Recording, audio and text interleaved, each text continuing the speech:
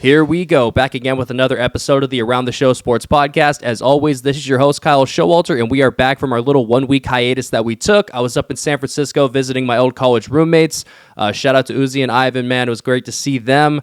Hadn't seen them in 2 years, but glad to be back in the chair, glad to be back to doing what I love to do, and that's this. And we've had a lot of big news over these last couple of days in the NFL.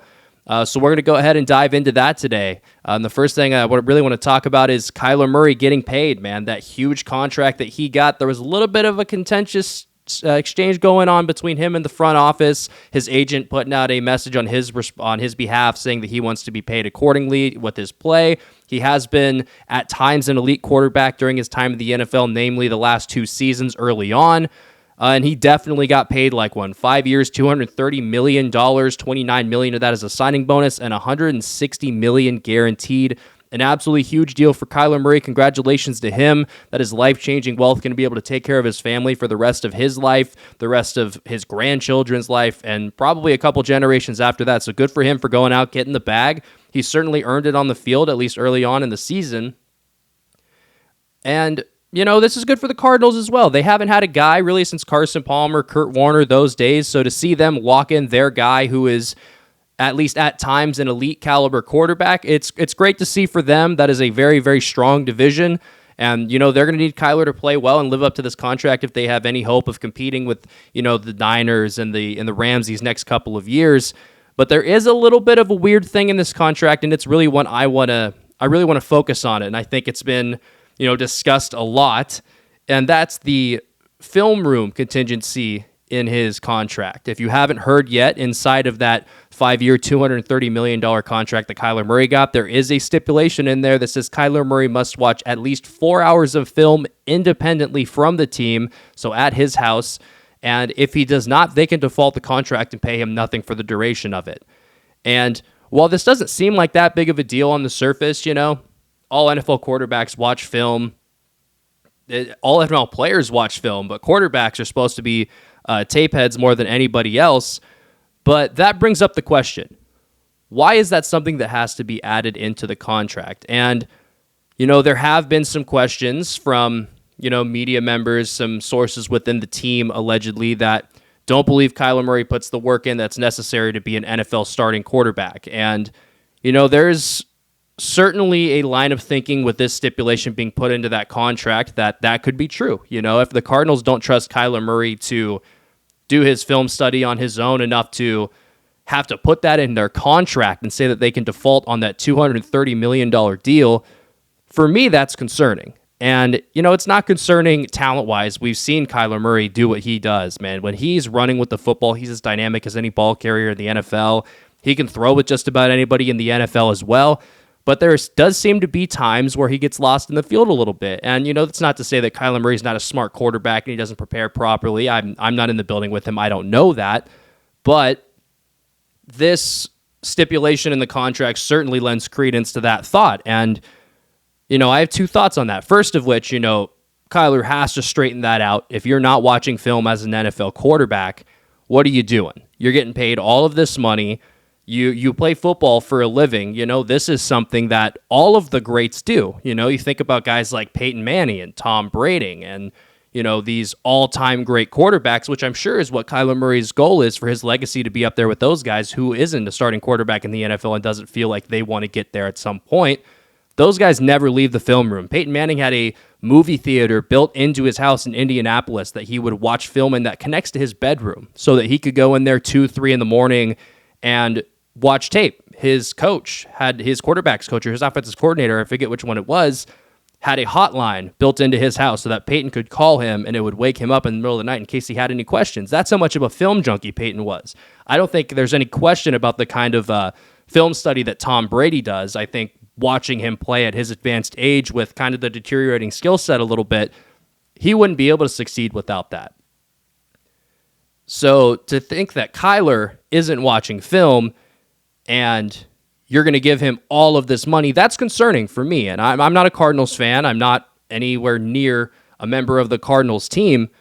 But, you know, if I'm an offensive lineman, a wide receiver, a DB, something like that on that team, and I see this, That's concerning for me. If the guy that's supposed to be leading me on the field, and that's what the quarterback is, the leader of the team, like it or not, that isn't going to sit right with some guys. And I think this is going to ruffle a couple of feathers. Guys like J.J. Watt, who left his longtime home in Houston with the Texans to come here and play with Kyler Murray. That was one of the big reasons why he said he chose to come to Arizona and play with Kyler in Phoenix, was how talented this kid is. And to think that he has to have a stipulation in his contract to watch film to do the bare minimum of 4 hours, less than an hour a day, that is not a good look. And that's another question that comes up, is who leaks this? Because all of these guys like Adam Schefter, Ian Rappaport, all of these NFL reporters, they always have sources that report this stuff. And usually it's a player, an agent, someone on the team, somebody in the front office, somebody in these negotiations that knows the ins and outs of this stuff. Who let this news get out? Because this makes the Cardinals look bad. This makes Kyler look bad. This makes his representation look bad. It makes the team look bad. Nobody looks good with this report coming out. So I'm curious who decided it was a good idea to leak this information, because no good can come of it. Now, within that stipulation, there's another thing. He can't watch television. He can't watch movies. He can't play video games while he's watching film. And the fact that that has to be put in writing is another thing that's concerning. And I went through and I did a little bit of detective work on this. We all know Kyler Murray likes to stream Call of Duty Warzone, so I went ahead and looked back at the last couple of seasons in the NFL. He's been in the NFL for 3 full seasons now. And I thought, what was the Cardinals' record before the annual Call of Duty release and the Cardinals' record after the annual Call of Duty release? And the numbers are actually really surprising. And we do know the Cardinals have struggled in second halves, but still, these numbers are alarming. Pre-annual Call of Duty release, the last 3 seasons, the Cardinals are 15 wins, 7 losses, and 1 tie. Post-COD release, 9 wins and 17 losses. Essentially the inverse of those records. That is startling. And who knows how much of that has to do with, potentially Kyler not watching film and choosing to do other things with his time, and how much is just the Cardinals' game plans getting stale. We have heard some complaints about Cliff Kingsbury's coaching. Who knows? But it is something to chew on a little bit. Now, I don't want to sound like I'm bagging on Kyler too much, because I really do love him as a player. When he decided he wanted to play football in the NFL rather than go and play professional baseball, I was thrilled. Getting to watch this guy on Sundays is an absolute dream. I've had him in fantasy multiple times. He's electric. I love Kyler Murray as a player. And the other side of this is actually an optimistic one. If the Kyler Murray that we have seen these last couple of years is Kyler not watching film and just going out there and relying on his athletic ability, imagine what this guy's going to be able to do when he starts actually diving in, breaking down film, and doing the things necessary to succeed long-term in the NFL. He's going to be a monster. This guy has just about as good of running ability as Lamar Jackson. I don't think anybody's going to argue with that. He's not quite as dynamic, but he's up there, and he can throw with anybody in the league. So if he's out there dissecting defenses pre-snap, doing what he needs to do, getting into a second read and doing all that stuff, imagine what he's going to do when he's knowledgeable enough about what's going on around him within the game plan to make the adjustments at the line, to get to his second read, stuff like that. This is, while it's a bad look, it also brings me a little bit of optimism as somebody who thinks Kyler Murray is going to be very, very special in this league for a long time. I think it lends a lot of credence to that thought more so than takes it away, but it is also concerning at the same time, because if this guy's not intrinsically motivated to go do those things, how much is he just going to do these 4 hours, meet the bare minimum, and go back to doing what he was doing? I would hope not. If I was a fan of the Arizona Cardinals, I would want him breaking down tape like nobody's business, to live and die in that film room. That's how NFL quarterbacks become legends, is they understand the X's and O's and then allow their athletic abilities to take over on the field with that knowledge inside of their head. Guys like Aaron Rodgers, guys like Patrick Mahomes, and that's another guy who struggled with film early in his career. He said just 2 years ago that he just started to learn how to read defenses pre-snap. So there is a blueprint. A guy like Patrick Mahomes, who had to learn how to do all of this stuff. You let Colt McCoy, the Cardinals' backup quarterback, he's been in the league a long time, sit him down with Kyler. Teach him how to go over tape. Teach him what to look for. I'm sure Colt McCoy is perfectly adept at doing that and would be willing to help. So there's definitely ways that this could just be a blurb on the radar, and it's going to be something that we look back in a long time and laugh at, like, wow, Kyler really used to never watch film. Look what he's turned into now. But there's always that little concern in the back of your head when you see a guy get this much money, and then you go and you look, and there's a little bit of irresponsibility there. I'm a fan of the guy. I do think he's going to be great, but this is definitely a big story, and it's going to be something that we're keeping our eye on for quite a while. And there's been a ton of other stuff going on in the NFL. It is training camp week, so we got all of these guys reporting. And I think now is a good time to get this out of the way. I don't want to do it too close to the season to where I catch too much heat for this, but we have to do our annual, we need to be cautious about Tom Brady this season talk. And I understand he's the greatest to ever do it. He's the smartest to ever do it. He can still sling it around, not quite as much as he used to, but he's still plenty capable. But there are some things going on in Tampa Bay that are a little bit concerning. Chris Godwin tore his ACL and MCL, I believe, last season, 2 knee ligaments later in the year. Who knows how long he's going to miss? He's currently on the PUP list right now, physically unable to perform, so he's not doing any football activities. Rob Gronkowski retired, so they lost Tom Brady's favorite weapon that he's ever had, seemingly. Bruce Arians is gone, which means there's a new head coach in the building. Todd Bowles obviously has to get Tom Brady's blessing in order to get that job. There's no way they're bringing anyone in that Tom isn't going to gel with. But, Tom's 45 years old. This is a roster with a lot of turnover after the Super Bowl run in 2021. Who knows what this team's going to look like? And we can talk all we want about how Tom Brady is the ageless wonder and he takes care of his body better than anybody has in the history of the NFL. This, that, and the other, and how he's, essentially Superman. But at some point, it all has to come crashing down. That's just the way that these things work. Think back to what Peyton Manning did his second to last year. Broke the single-season touchdown record, looked like he was invincible and he was going to play another 10 years, and then what happened the next year? He got benched for Brock Osweiler heading into the playoffs that season. Things happen fast in the NFL. When bodies start to break down and you take enough hits over the course of your life, things are eventually going to break down. It's just inevitable. It happens fast. It's not always gradual, and there's always the possibility that season to season, somebody's going to fall off a cliff, even week to week in the NFL. It's such a violent game. And Tom Brady is doing this at 45 years old now.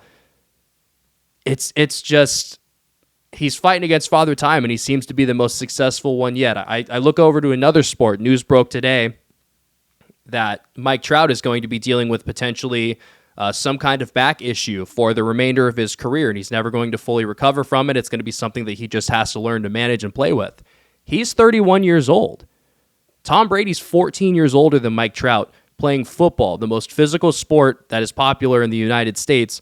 Mike Trout swings a baseball bat and plays center field for a living. They're not doing the same thing, and Trout's body, who is bigger and stronger than Tom Brady, should be more durable, is already starting to break down. So, things get weird. Things happen, and I don't want to be a doomer and be the one, don't take this as I'm predicting Tom Brady's downfall. I would never bet against him at this point. Last time he was in the Super Bowl, I picked against him. I think I learned my lesson there. But I do think that there needs to be a little bit of caution heading into this season. If you're a bettor, if you really need to be confident in who Tom Brady is and who the Bucs are before you place bets on them, because we don't know.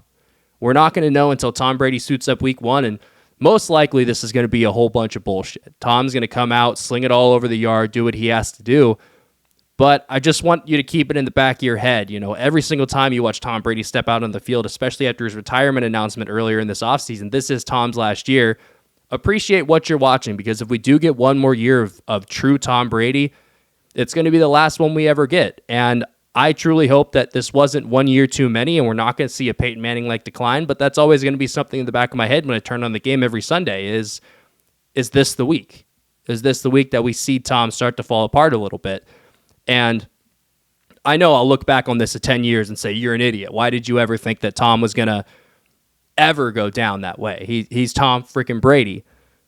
But there's always that thought, and I just want you guys to keep that with you heading into this season and enjoy every snap of Tom Brady that you get left.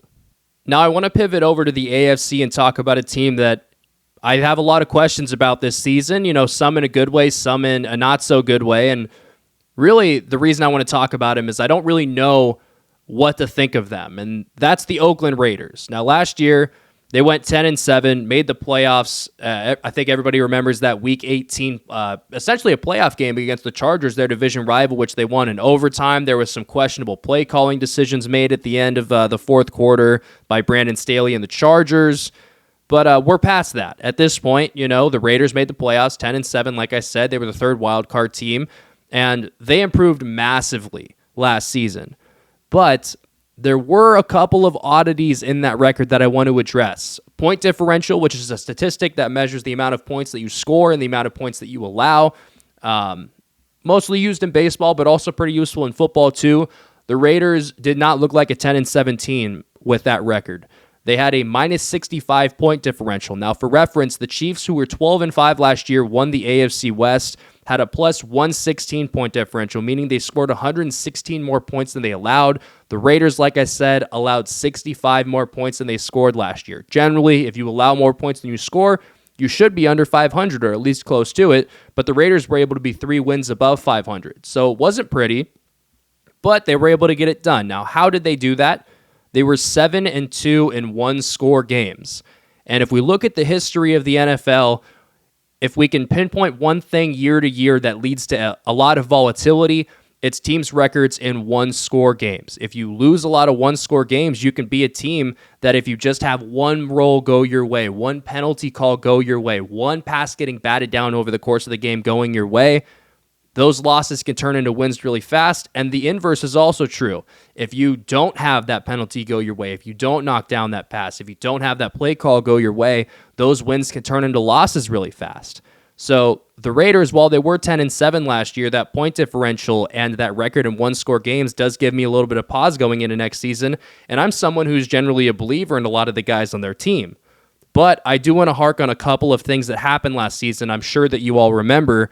The Raiders were in a very tumultuous situation last year. They lost their head coach over emails with another NFL official. They had a key offensive piece, a former first-round pick, Henry Ruggs, arrested for killing someone while drinking and driving. And, obviously those things are going to be big roadblocks in a season. They're going to mess with the way the locker room feels. They're going to mess with guys' focus. These guys essentially lost their head coach, who's supposed to be the leader of the entire on-field organization, and they lost a teammate, a friend, who committed a heinous crime, and we take no pity on Henry Ruggs for the choice that he made, but thinking about what that does to a locker room, that has a lasting impact, and these guys were still able to rally, fight in these close games, and against all odds, pull out a narrow victory in Week 18 and make the playoffs. That's something that should be celebrated, and then they go out and they lock up Derek Carr, finally commit to him. I'm sure that does well for his psyche. They go out and trade a first-round pick for Devontae Adams and lock him into a long-term deal. That's also good for Derek Carr in the offense. Then they go up and shore up the defensive line, sign Chandler Jones, who's a sack machine and always has been his entire career, to go across with Max Crosby. This is a team that looks better than they did last year, and they made the playoffs. Now, they are in the toughest division in football, bar none, in the AFC West. It's not close. All 4 of those teams could make the playoffs. I think really 2 of them are the ones that are going to be competing for the division, but if any 4 of them, you can really put all those 4 teams in any order, and it could make sense. I think maybe the Chiefs finishing below second's a little bit of a stretch for me as a huge Patrick Mahomes believer and generally a big believer in Andy Reid and the Chiefs as a whole, but they definitely got weaker this season. But back to the Raiders, this is a team that can make a big splash this year, and I'm not predicting it's Super Bowl or bust for them, but I definitely think they're trending in the right direction when not a lot of ball clubs are in the NFL right now. And if I'm a Raiders fan with all this information in front of me, I'm feeling good heading into this season, regardless of who I'm facing every single week. I have to play 6 games against the Broncos, the Chiefs, and the Chargers, who are 3 potentially really good teams, especially the Chargers and the Chiefs. A third place finish in this conference, in this division, could easily be a playoff team. You could easily win 10, 11 games and finish in third here. You just got to go and pick apart the guys that you have to, and they're going to play a second-place schedule, so it's going to be a little bit tough for them. But with the way this offseason has gone and how last season went with all the chaos surrounding this organization, I'd be feeling pretty good right now if I'm a Raiders fan, and I'm assuming that's how they're feeling. And before we wrap up the show today, I want to give a quick reminder to make sure you're subscribed to the channel and that you're liking the videos. It really does go a long way in helping us grow the channel, help us get the videos out there, and it really does mean a lot to us. So if you can, please remember to like and subscribe. And with that, let's go ahead and jump into the last topic, and that is the biggest story in baseball. Juan Soto reportedly rejecting the biggest contract in MLB history from the Nationals. They want to keep him locked up long-term, and he's looking to go elsewhere. Unsure about the ownership situation there. The team potentially being up for sale, I'm sure, has a lot to do with his hesitancy to sign. And also, the Nationals just aren't in a very good situation. Not a lot of talent in the major leagues. They have a high cash strap payroll to 2 starting pitchers who are definitely on the decline. The farm system isn't very strong, so in order to avoid potentially a situation like Mike Trout's looking at, where it's not a very talented major league or minor league system, he wants to get out and go somewhere else, and it's kind of hard to blame him for that. And there's a bunch of different ways to look at it. That's obviously the first one from the Nationals' perspective, but this guy in Shohei Ohtani this offseason, I'm not sure Juan Soto gets dealt before the deadline. If he does, I'd be surprised. I think this offseason, we're going to see a lot of big-name guys being floated, Soto and Ohtani being the main ones, but I want to focus on Soto for today.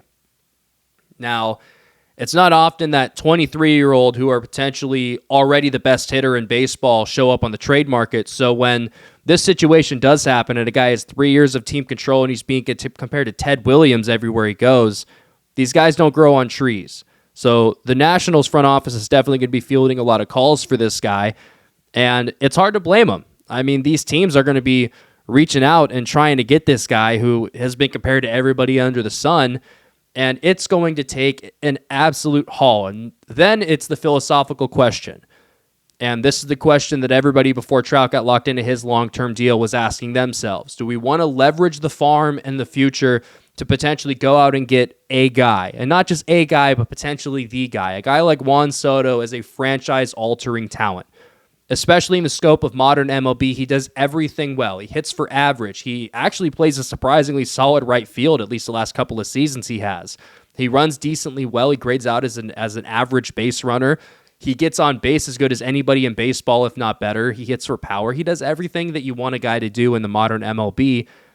And he's 23 years old with 3 years of team control. He's going to be expensive once he signs that extension, but you don't have to worry about that for at least 2 years if you're a team like the Yankees. You can trade for this guy right now. They're one of the teams with the farm system to do it. They got guys like Oswaldo Pereza, guys like Jason Dominguez, guys like Anthony Volpe. They could go ship those guys in a package with a couple of major leaguers, and I don't think the Nationals are going to find a better package than that. So you get a guy like that, stick him in left field, leave Aaron Judge in center field, stick somebody in right. Who knows what kind of record they're going to set? They're already the best team in baseball this season. A team like the Mets, who have all the farm system power in the world. Guys like Brett Beatty, a couple of other guys in that system are very strong. You got teams like the Dodgers, of course. They could send major league ready players over there and entice the Nationals. It's going to be what the Nationals are looking for and what they think their window is. Are they 3 years away? Are they 5 years away? That's going to affect the kind of guys that they're going after in a trade package like this. And they're definitely going to have the pick of a couple of really solid offers. But at the end of the day, if we're being honest, it's just like any time these superstars hit the market. You're never going to get fair market value for a guy like Juan Soto. So you have to ask yourself, do we, and it's a little bit different because Juan Soto still has those 3 years of control, but do you let this guy walk for nothing, or do you get maximum value from him when you can, when you realize that it's the end of the road for any potential extension, which it looks like that line has been drawn in the sand, at least from Juan Soto's side.